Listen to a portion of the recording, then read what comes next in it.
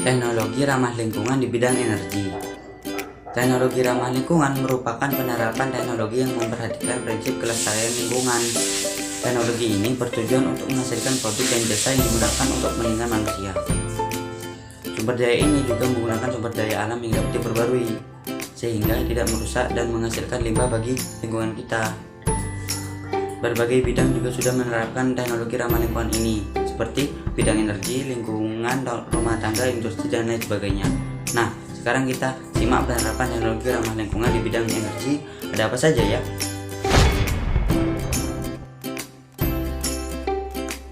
Biofuel. Biofuel adalah sumber energi terbarukan yang didapat dari alam. Sumber energi alternatif ini berasal dari bahan-bahan organik seperti tanaman ataupun hewan yang melalui serangkaian proses sehingga pada akhirnya dapat digunakan sebagai bahan bakar. Berbeda dengan bahan bakar fosil yang diperoleh dari penguraian makhluk hidup yang sudah terkubur ratusan bahkan ribuan tahun. Biofuel dapat diperoleh atau dibuat dengan mudah, di mana terdapat dua jenis biofuel, yaitu biodiesel atau bahan bakar yang diperoleh dari pengolahan minyak nabati, dan etanol atau jenis alkohol.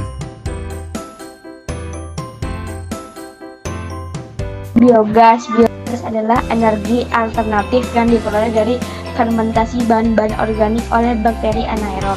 Bakteri anaerob memfermentasi bahan-bahan organik tersebut menjadi gas metana atau CH4 dan gas lainnya seperti karbon dioksida, hidrogen, serta hidrogen sulfida. Gas metana ini akan digunakan untuk menjadi bahan bakar. Bahan-bahan organik yang biasanya digunakan untuk membuat biogas adalah kotoran dan urin hewan.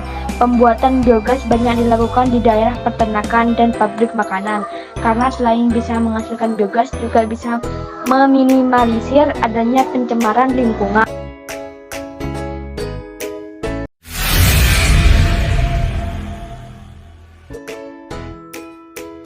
Sel surya atau solar cell. Sel surya adalah suatu alat yang digunakan untuk mengubah energi cahaya matahari menjadi energi listrik. Komponen penyusunan sel surya sendiri adalah silikon yang sudah dimurnikan dan beberapa lempeng logam penghasilan listrik.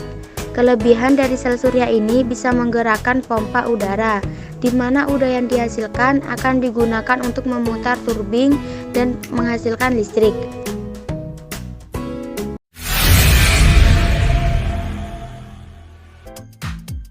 Pembangkit listrik tenaga air hydropower. Hydropower adalah pemanfaatan energi gerak aliran air untuk menghasilkan energi yang lebih bermanfaat seperti listrik.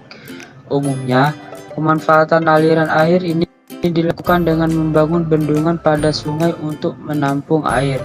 Setelah itu, dialirkan melalui pipa dengan debit dan laju tertentu.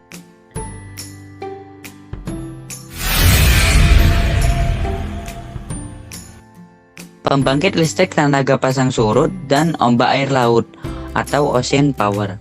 Ocean power adalah energi yang didapat akibat adanya pasang surut air laut. Pemanfaatan pasang surut air laut dengan cara pembangunan bendungan pada bibir pantai untuk mengambil aliran air laut saat pasang surut. Sayangnya, teknologi ini masih jarang digunakan karena perawatannya sulit. Akibat air laut yang mudah membuat peralatan berkarat sehingga biayanya cenderung mahal.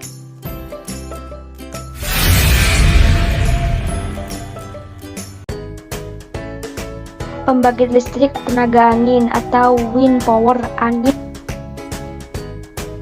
adalah habis, di mana angin memiliki energi mekanik berupa gerakan.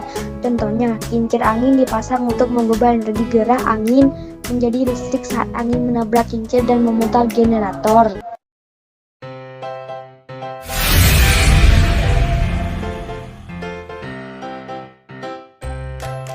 Geothermal. Geothermal adalah energi panas yang dihasilkan oleh bumi dan tersimpan di dalam lapisan dasar bumi. Pemanfaatan energi panas bumi biasanya untuk menghasilkan listrik dan menjadi sumber penghangat rumah.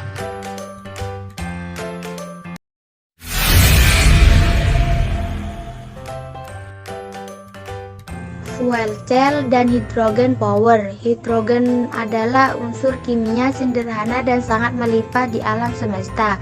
Dan kebayangkan bentuknya senyawa seperti H2O atau air. Pengembangan fuel cell menggunakan prinsip bahwa senyawa H2 dan O2 bereaksi menghasilkan energi panas yang tinggi sehingga dapat digunakan sebagai sumber listrik. Saya Mita Dewi, nomor absen 5, kelas 9A. Saya Aryo Putra Pratama, absen 6. Saya Afrizal Aziz Saputra, nomor absen 10 dari kelas 9A. Saya Layar Rosadia, nomor absen 13 dari 9A.